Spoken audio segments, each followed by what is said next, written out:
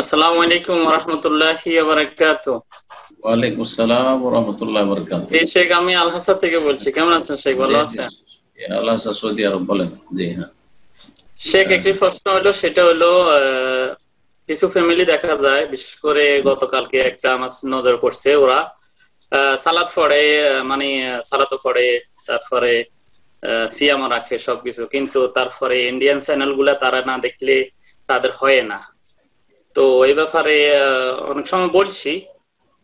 তো কালকে হুম, একটা নজরে পড়লো, সেটা হইলো, সেটা দেখি আমি আশ্চর্য হয়েছি। তাদের 5 থেকে 6 বছর বয়সে একটি মেয়ে, তো ওকে ইন্ডিয়ান স্টাইলে কাপড় ইত্যাদি ইত্যাদি পরিয়ে, তারপরে ইন্ডিয়ান গানের মিউজিক দিয়ে একটা ভিডিও করে, 4টা ভিডিও নেটে ছেড়ে দিছে। তো এখন আমার প্রশ্ন হলো যে, বাচ্চা তো এখন ছোট, এখন হুম, হুম, তাকে যে তার মা বিশেষ করে হুম, এদিকে ধাবিত করতেছে, জি, এবং বাবা একজন প্রবাসী।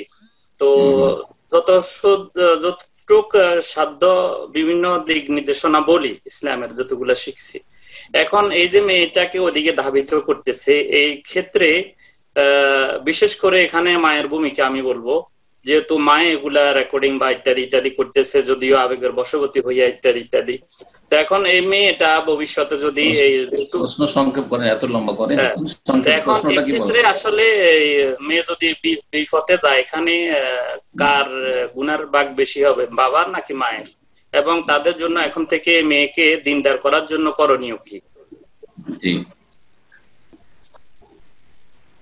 প্রশ্ন করছেন যে একজন মানুষ 5 ওয়াক্ত সালাত পড়ে, সহিহ আকীদাও বলছেন, আর সে মানে ইবাদত বন্দেগী ঠিক আছে, কিন্তু ইন্ডিয়ান ফিল্ম দেখে, মানে খারাপ ছবি দেখে, সেটা যেখানকারই হোক।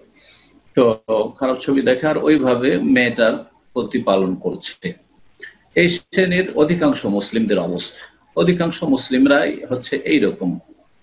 যারা নামাজিও তাদেরও, যারা নামাজিও তাদেরও দেখবেন যে তাদের মেজরিটি হচ্ছে ফাসেক টাইপের। হয়তো এবাদত ঠিক আছে, সহি আকীদা, মাজার পূজারি নয়, পীরের মুরিদ নয়, কিন্তু ফাসিকি জীবন যাপন করছে, বিভিন্ন পাপে জড়িয়ে আছে। আজকাল সোশ্যাল মিডিয়ার যুগে পাপের শেষ নাই, বেহায়াবে পর্দা চলাফেরা করছে, মেয়েদেরকে সহশিক্ষায় পড়াচ্ছে, অবাধ মেলামেশা, তারপরে এটাকে কোনো কিছুই মনে করেন না, মুখে দাঁড়িয়ে আছে। আর এদিকে তাহাজ্জুদও পড়ে, আর মেয়েকে কলেজ ইউনিভার্সিটিতে যুবকদের সাথে পড়ায়। আউযুবিল্লাহ, এসব ফাসিকি জীবন যাপন।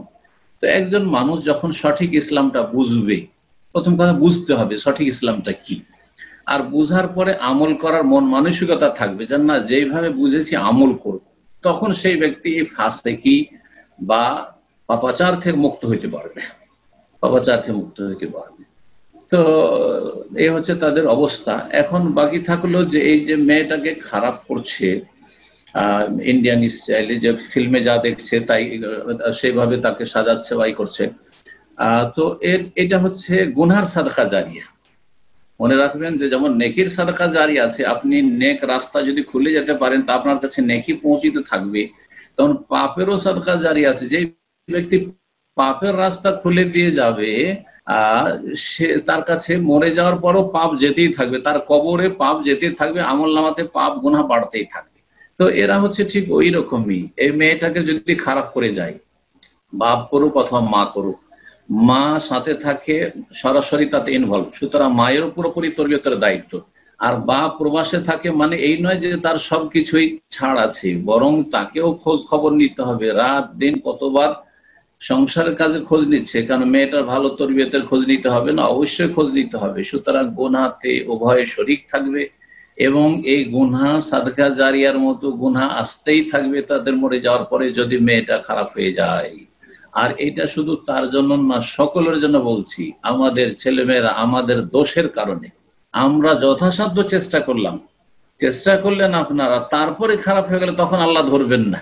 যেমন নূহ আলাইহিস সালাম চেষ্টা করেছেন, ধরবেন না আল্লাহ রাব্বুল আলামিন। কিন্তু আমার আপনার চেষ্টাতে যদি অবহেলা থাকে, শিথিলতা থাকে, যার কারণে ছেলে মেয়ে খারাপ হয়ে যায়, তো যার যতটা তাতে তার খারাপ করাতে অংশ আছে, তার মায়ের না তার বাবার, সেই হিসাবে সেই অনুপাতে গুনার বোঝা উঠাইতে হবে। জি হ্যাঁ, এরা হচ্ছে গাসুন লিরাইয়াতিহি, সহিহ মুসলিমের হাদিসে রয়েছে, যেই ব্যক্তি তার অধীনস্থদের ক্ষেত্রে খেয়ানত করেছে, ইল্লা হারামাহুল্লাহ আলাইহিল জান্নাহ, তার জন্য জান্নাতকে আল্লাহ হারাম করে দিবেন, জান্নাতকে হারাম করে দিবেন। কেউ যদি কাউকে বিভ্রান্ত করে, ছেলে মেয়েদেরকে বিভ্রান্ত করে বা ছেলে মেয়েদের গুমরাহির কারণ হয়, তো আল্লাহ রাব্বুল আলামিন যেন তাদেরকে হেদায়েত দান করেন। তারপর তার আগে আমাদেরকে যেন আল্লাহ হেদায়েতের উপর অটল রাখেন। আল্লাহ রাব্বুল আলামিন যেন আমাদেরকে দ্বীন শিখার, বুঝার, আমল করার এবং সেই দিকে দাওয়াত দেওয়ার তৌফিক দান করেন। জাযাকুমুল্লাহ।